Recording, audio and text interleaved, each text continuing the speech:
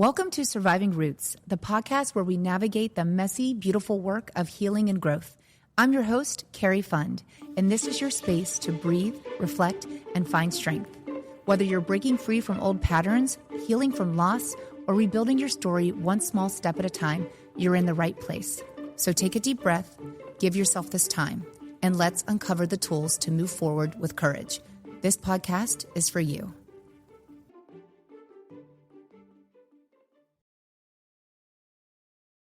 Today on Surviving Roots, I'm joined by Dr. Sabrina Romanoff, a Harvard-trained clinical psychologist, Forbes Health Advisory Board member, and a media contributor whose work has been featured everywhere from NBC and CBS to Psychology Today and Forbes. Dr. Romanoff specializes in relationships, anxiety, and trauma, and she's passionate about making psychology not just accessible, but deeply relatable. Her work helps people uncover the hidden patterns shaping their lives, and today we'll explore how boundaries, friendship, and mental health collide in ways that are both practical and healing. Thank you for joining me today, Dr. Romanoff. Thank you so much for having me. I can't wait to be here, Cari. I mean, wow, you are one accomplished woman.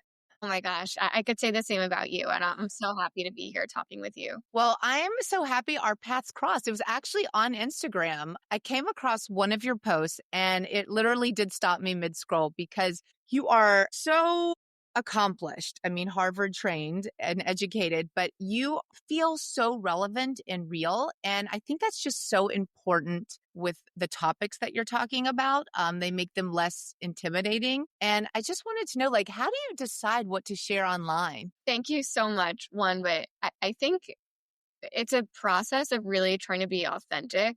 I basically try to share echoes of what I'm seeing over and over and over again in my own therapy room, what I see people on my couch kind of exploring in different ways, right? And I also see a lot of the same themes in my own personal life and the lives of people closest to me. So it's almost like such a beauty of being a therapist and seeing the red threads that really connect all of us. And oftentimes it's the themes that people are maybe a little bit ashamed to say out loud. Those are the ones that resonate absolutely the most. So my filter is very, very simple. If it feels a little bit uncomfortable, this is a private thing, but also very deeply true.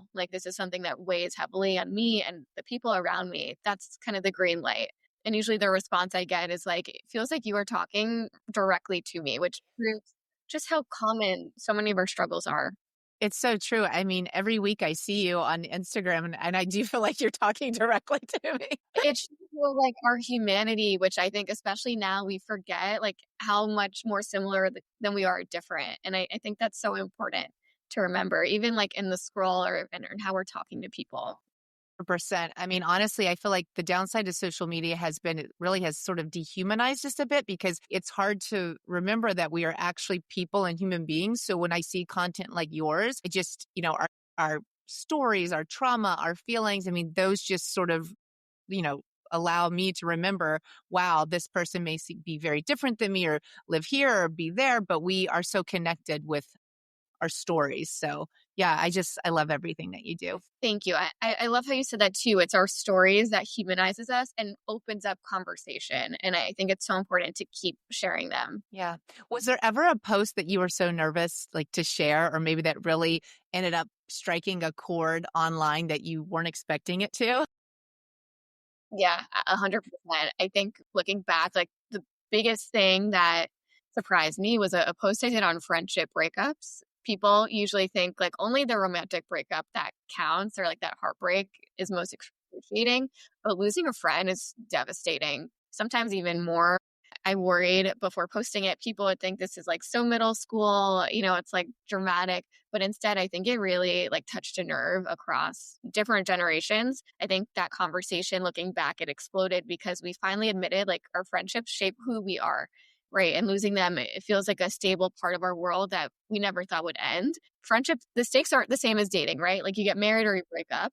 Friendships have this implicit understanding, if we have this strong connection, it will maintain forever. And it's just not true. People come in and out of our lives throughout, our entire lifespan.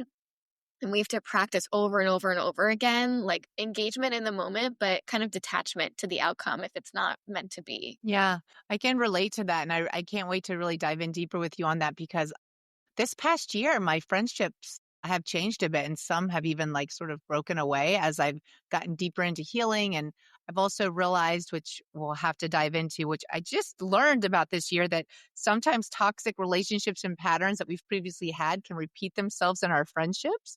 And I didn't realize this past year, like a friend that I'm no longer really speaking with absolutely reminded me of my mother. And I was like, oh, wow. And I sort of probably didn't, I'm a bad breaker upper. I sort of ended that sort of abruptly and not with a big excuse, which is probably not the best thing. Was once I realized what I was doing, I was like, oh, I can't do this. It's not my job to fix people anymore. You know what I mean? I can't tell you how many times I've heard this before in therapy that people notice, oh my God, it's not I married my mother or father. It's, oh, I found a friend in this person. And it's so common and so disappointing too. Well, let's dive in because I just want to absorb everything that, with your expertise and your experience. Let's just start with boundaries because it might not seem like it's a big deal, but I mean, for me, I almost feel like that's the stepping stone for me, it was creating space to even begin my healing. But you say boundaries can be healing. And for those of us raised in dysfunction, boundaries were often painted as, you're cruel or you're selfish or you don't love me. How do we begin to reframe them as like acts of self-preservation or care? Exactly as you said it, right? They're not rejecting the person, they're protecting both you and the relationship. So a lot of people, they grew up equating like self-sacrifice with love. Look how much I did for you. It means how much I love you. Boundaries are going to feel very unnatural for that person. But in reality, they really prevent you from feeling resentment.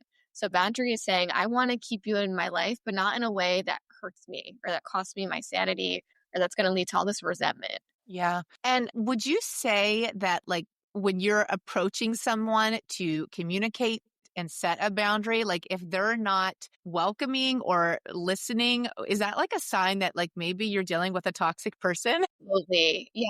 It's so much, it's not really even in the content, it's the process. Is there a willingness to talk here? Do they want to hear from you? Or are they kind of, again, like replicating that old theme of someone who really wants you to play small, not make waves? And so, really, it's important to look at the process and how we communicate with our friends. I love that.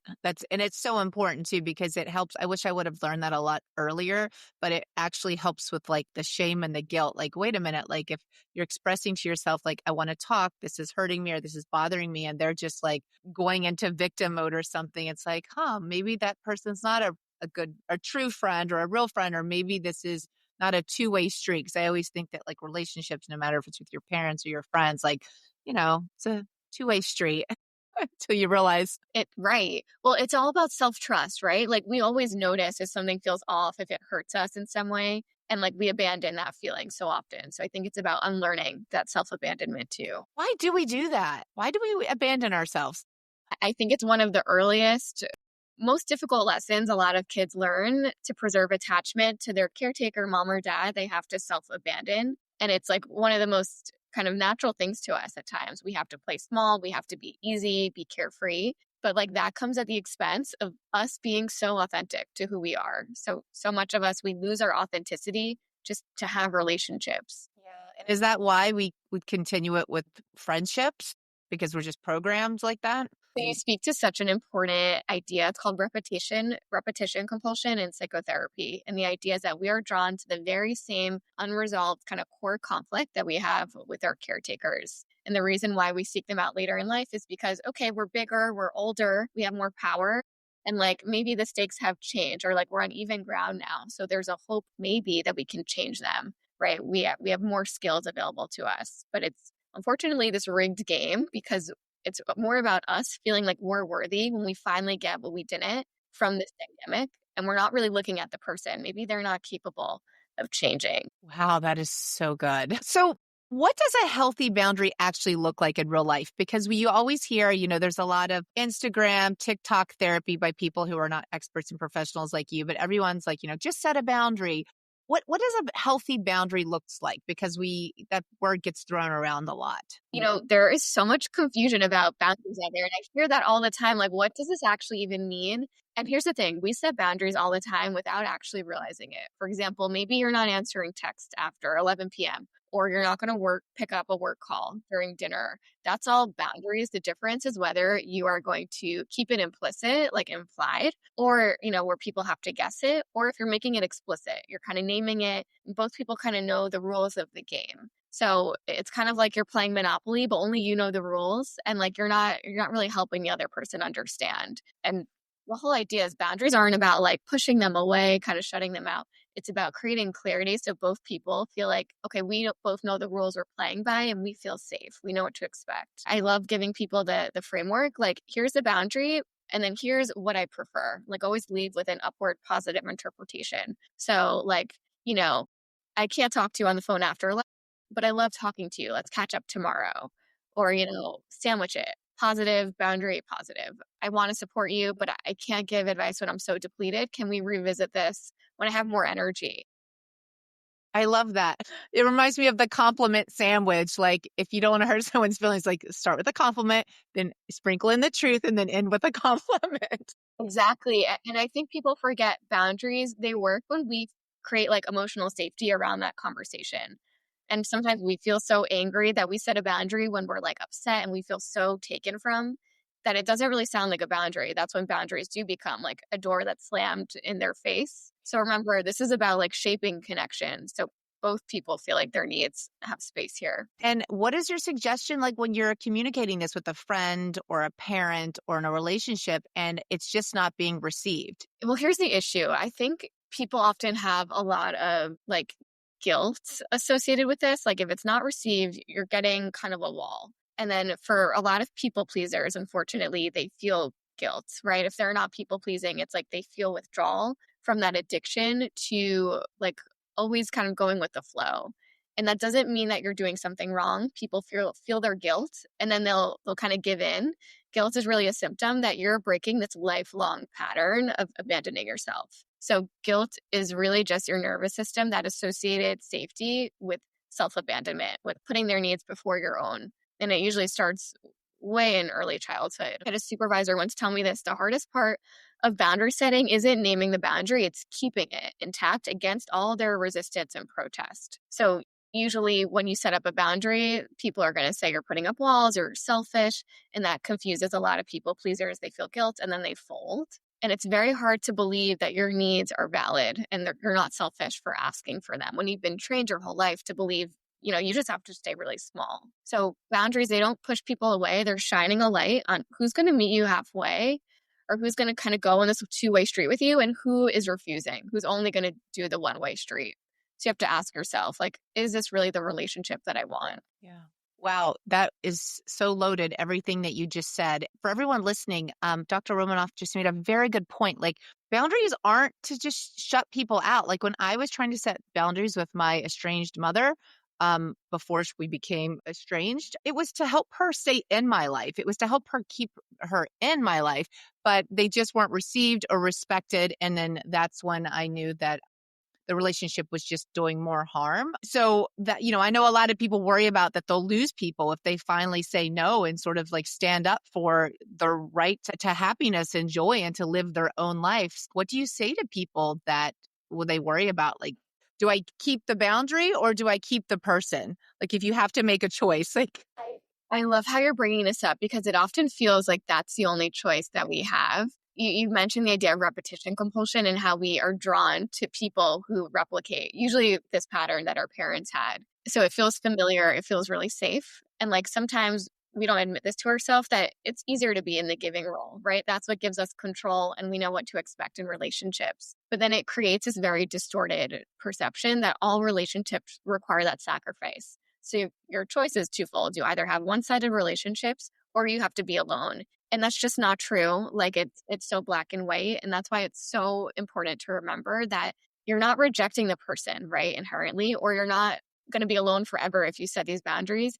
You're creating a more sophisticated funnel of where your energy is really going to be invested into, right? Where it's going to bring you return, what feels mutual. So boundaries, they don't cost your relationships. It doesn't mean that you should get rid of them. It shows you which ones are really conditional and which ones are going to show up for you. Yeah, that is so true. And that's so powerful.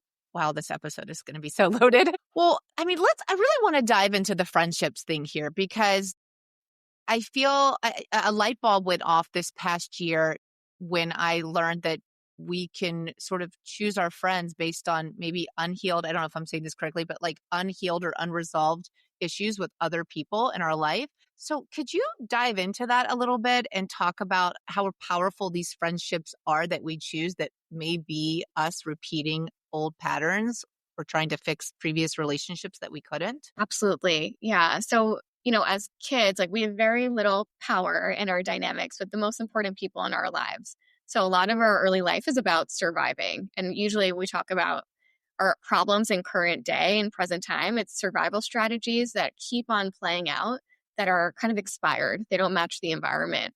So oftentimes we might be drawn to people who now as adults still kind of mimic what our parents had as traits. And the hope is that we see it a lot in dating and we talk about it in terms of dating, right? Like we had an unavailable parent, now we seek unavailable men. Same thing happens with relationships and friendships.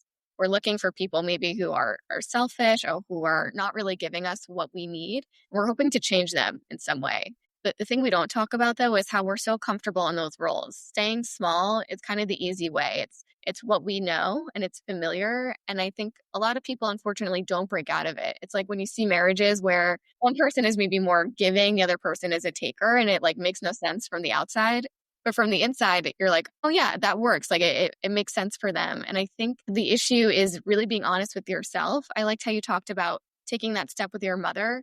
And I wonder like how finally saying, I'm going to choose me, like I'm enough, if it created echoes in other relationships for you too, to Yeah. realize like, I don't need to put up with this in my other friendships or relationships. I would say it definitely, I mean, I've been estranged for a little over 15 years. I would say it definitely did. Maybe not so much in friendships. It helped me set boundaries with my sibling and also my father who was in my life. And we had to set strict boundaries because both of my parents are very toxic. But in my friendships, it's very interesting. I didn't realize till really this year that actually kept playing out in friendships throughout my life. It's like maybe I don't know if I was able to stand up and set boundaries with my father and be estranged with my mother and keep those in check, but I was maybe feeding it in friendships that I didn't really know, honestly, until this year. And it terrified me once I realized a couple people in my life are my covert narcissist mother, always the victim, or always,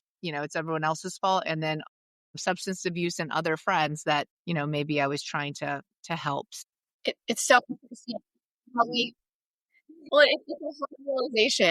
Right? Like becoming the helper, the fixer, we often do that when we felt so like out of control. And like we needed that as a child. So I see it a lot in like people who are chronic caretakers and givers that they're trying to like again, create a situation in which they're not kind of the victim or they're not totally out of control. They have power here, but unfortunately, like they're giving at their expense. I think you said something important too, like your relationship with your parents, the core people in your life, they're your baseline, they're your template for all other relationships.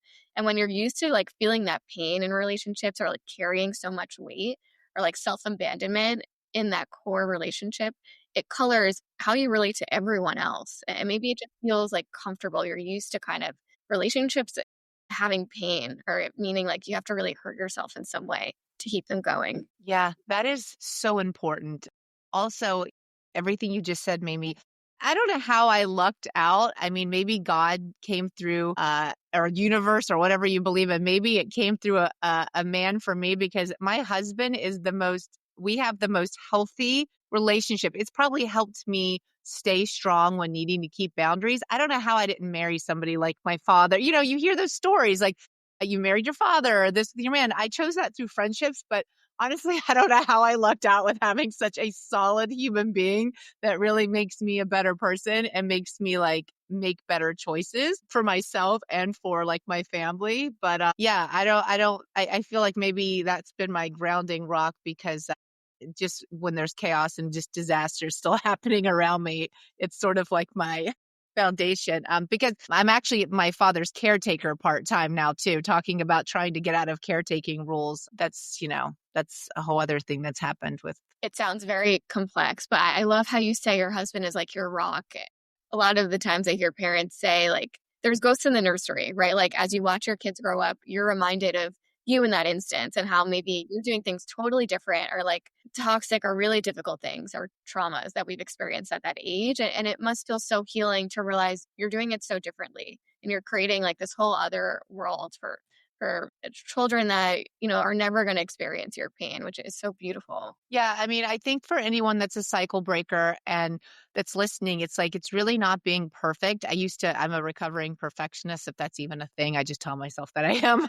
Um, I'm working on it. I'm becoming better. But I used to always try to give my kids like this perfect life. And I realized that that was sucking the joy and me being truly mentally and emotionally present. And, it's just like little things I notice, like, yes, maybe I'm estranged from my mother, and yes, maybe my father's toxic and I'm a caretaker now, but it's like my husband just loves playing with our kids. Like, I mean, he'll come home from work and he will go into the floor and play Legos for 3 hours, and he's just so present and he just takes such pride being around. I'm thinking, wow, I didn't grow up with a father like that. And it's so beautiful for me to see my kids like have just things that like don't cost anything. It's just like time and love, like consistent time and love. And I don't know, I feel like that's just been one huge bandage on a lot of my wounds, is that I'm able to really like have and give my family, my kids, like the simplest things that like every kid should be entitled to: a present parent and just unconditional love.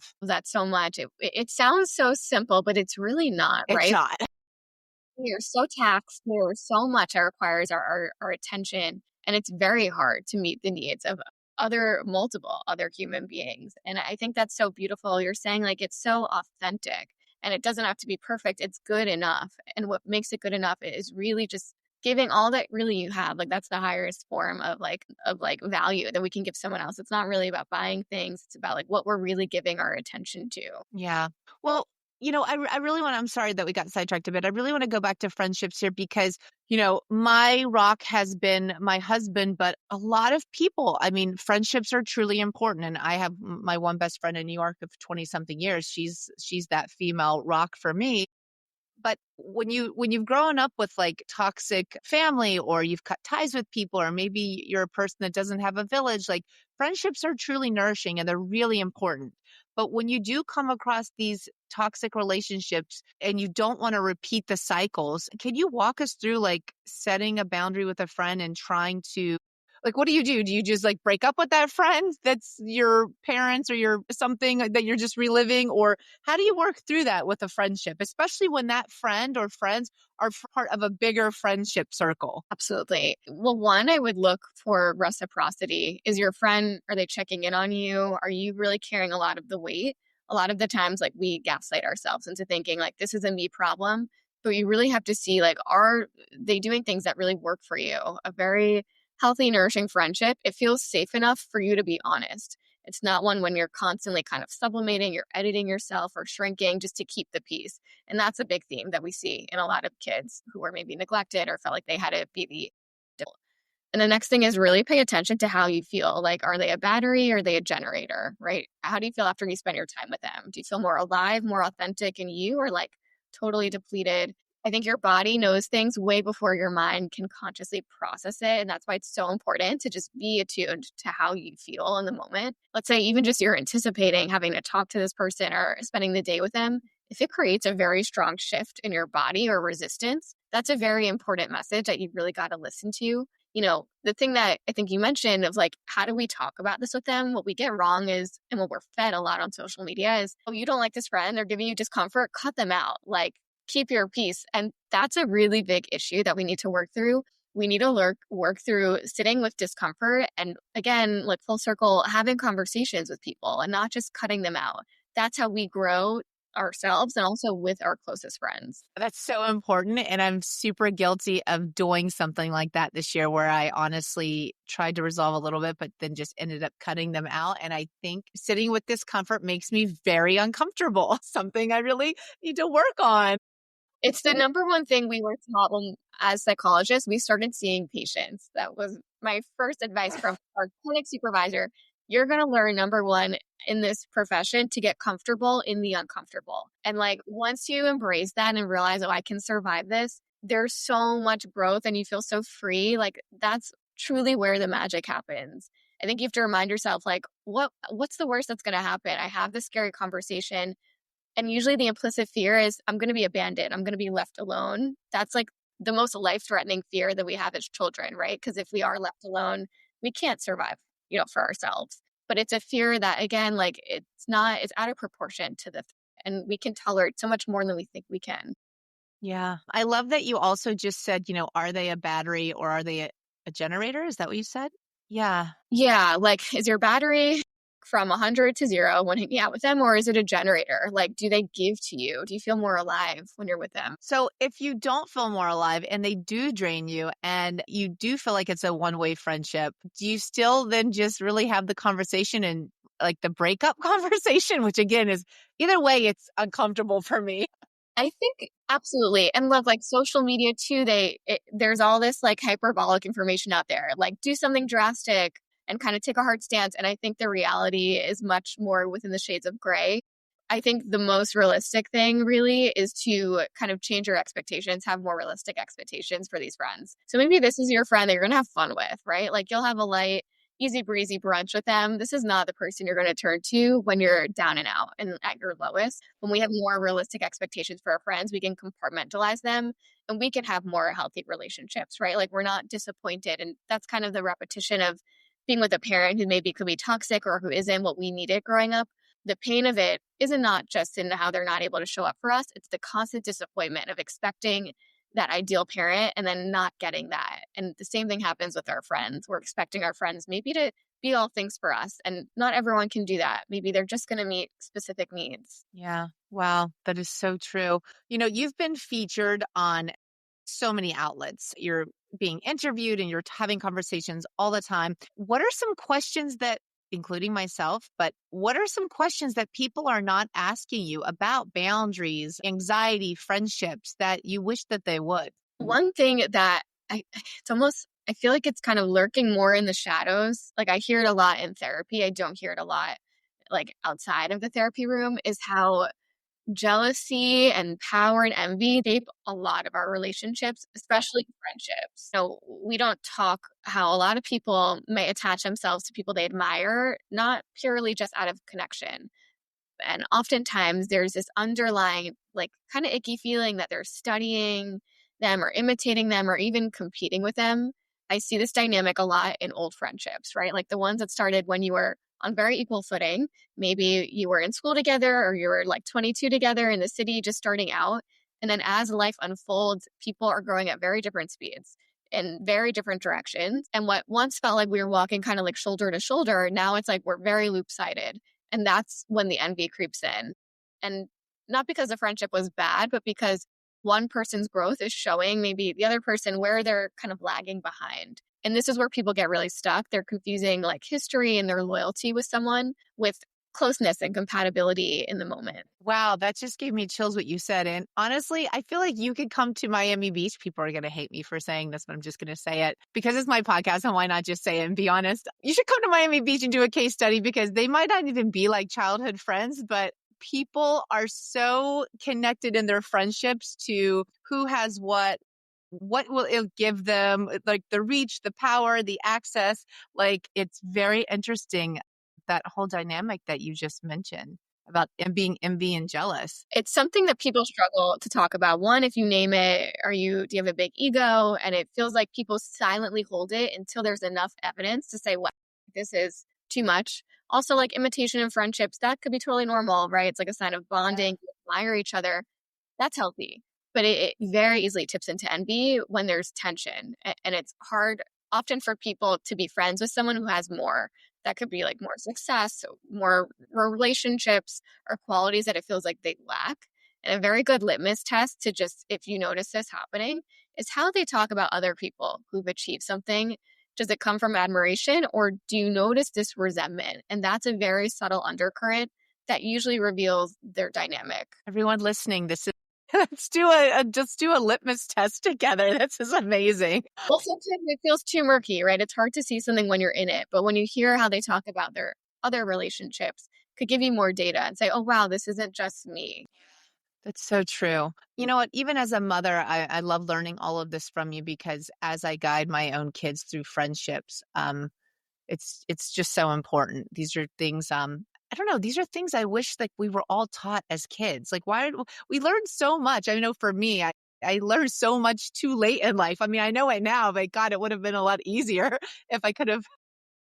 Would you actually listen if you learned it as a kid or if someone told you? Yeah, exactly. Probably not. No. That's the worst part of life. Like, it all makes sense looking backwards. You've got to live it forward. And like, you have to like crack your own eggs and like touch the hot stove, and you have to like go through the pain to finally Yeah, learn it. you really do. You really do. Well, is there anything else I haven't asked you? I've never done this with a guest before, but you're just such a wealth of information. Is there anything else that people listening that we could just add on another layer to this? I think one of the life-changing things that I've learned and try to instill in other people, given everything we're talking about today, is really to implement the pause. Pause before you say yes, pause before you agree to things, pause before you react, before you act on that anger or really big emotion, and notice maybe where it's coming from. You know, especially in our relationships, is it coming from desire? Does this need something you want to do, or do you feel obligated? I think a lot of people are trained to look at everything through the lens of, will this disappoint them? Is this going to get me in trouble or not? And instead, we have to shift that to, will this really work for us? And I like helping people start with like a very small micro boundary, like one very small no can retrain your entire nervous system. That is so true. God, is it hard being your friend or in a relationship with a psychologist? Because how do people, I would not want to have a fight with you or even try to set a boundary. No, I mean, I struggle with all these things too. That's why I can speak like so closely about them, because Yeah. there are things that I struggle with as well. And I think it's all about like what we talked about. Sometimes you have to learn through like the very messy process of being in the uncomfortable and just be willing to do it. But I think it's a learning process for everyone. Yeah. And you are so relatable and you are so authentic. Um, how do you determine what to share on social media and like how do you manage a practice and your content? I once had a supervisor say, like, whatever you put out there, imagine it like very visually on like a huge billboard in Times Square. So I keep that in mind in terms of optics, right? When you're pressing send, it's like a pretty private space and it doesn't feel like it'll have that big of a reach, but you just have to consider maybe the implications of putting those things out there. But I think like the fear can overwhelm the desire, and that kind of frames like my whole worldview of like pushing past fear, including social media. So I think like if this could help me, I think this could help someone else. And like that is so compelling for me. And that's something I really am driven by when it comes to social media. That is so amazing. I love your content. I look forward to it. So, with everyone listening today, if they were to walk away from this conversation with Dr. Sabrina Romanoff, what is one small shift that, something they can actually take after this episode that you would want them to hear? What would it be? Maybe the idea that your worth isn't something you earn by being good enough or making yourself easy to love or being like the good girl. It's really inherent and healing for a lot of people. It's not about like proving how great you are or how easy you are or flawless. It's about really dropping that performance and realizing that the relationships, the jobs, really everything that comes into your life that's meant for you, it's not going to require you to betray yourself, pretend to be someone else, have to feel like you're an imposter. It's all going to come easy once you realize like you're enough. And I think that's a really powerful lesson to learn. You are enough. It's so true. You are enough. I just want to thank you so much for your time today. I know how busy you are. It has been such a pleasure. I've been looking forward to this conversation ever since we connected on social media. I'm honored to have your time today, and I just want to thank you so much. Thank you so much for having me. It's an honor to be here, and I respect you so much. I'm so glad we were able to do this. Thank you. Where can everyone find you that's listening? You can find me on Instagram at Dr. Sabrina Romanoff. Amazing. Thank you so much, Dr. Sabrina Romanoff. Thank you. Thank you for joining me for this week's episode of Surviving Roots. I hope it gave you something meaningful to carry with you. Let's keep this conversation going. Find me on Instagram at cari.fund, where I'll share more from the show. Don't forget to subscribe, leave a review, and share this with someone who needs it. And remember, we are the choices that we make.